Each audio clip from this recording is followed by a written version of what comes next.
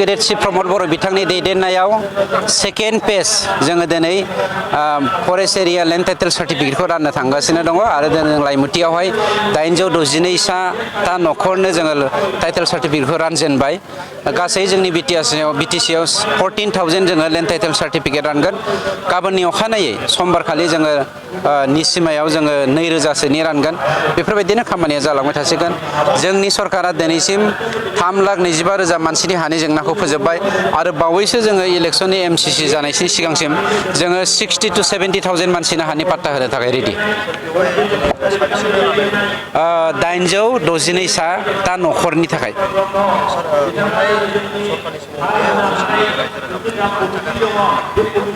गुबै जेंनाया जादों गोसोनि इस्सा थायोबा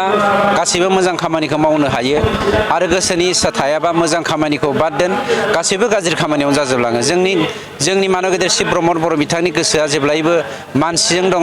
मानसिनि जानानैनो खामानि मावदों आरो जोंनि बर' फिसा जानानैनो बर'निनो दैदेनगिरि जानानै खामानि मावदों हिसाबै गासैबो जेंनाफोरखौ जोङो फोजोबस्रांनो थाखाय गोरलैयैनो हादों बे जोंनि थाखाय बाख्नायथावना बाथ्रा जोंनि बे हालामावहाय ओरैनो गोबोरखि आरो दावराय आयना बाजार खानजं बाजार दंबावो बिथांमोननि खामानियाबो सोलिगासिनो दङ गावसोरनि गेजेराव एसे जेंना जादों बे जेंनाखौ फोजोबना लायोबानो आगष्टनि 17नि सिगां जोंना जुदि MCCआ 17 तारिखसोआवलागै जायोबा बिनि सिगांनो जों लेन्ड टाइटेल सार्टिफिकेट बिथांमोननो होनो थाखाय राजि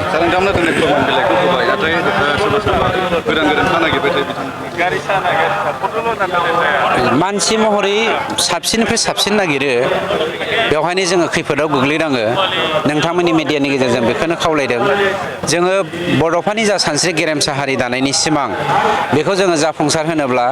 जोङो लेखा गोरोंल' जानानै जानाय नङा जोङो गासैबो बिथिङाव जोङो समानै नायनांगोन रांखान्थि बिथिंखौबो नायनांगोन समाजखान्थि बिथिंखौबो नायनांगोन आरो सोलोंथाइ बिथिंखौबो नायनायजों लोगोसे जोंनि आगसि आगदा थानाय जोंनि नसुंसेयाव थानाय जोंनि बारियाव थानाय हाग्रा बिफां लाइफां फिथाइ सामथाइ गासैखौबो जों नोजोर होनांगोन होमबासो जों गेरेमसा हारि दानो हागोन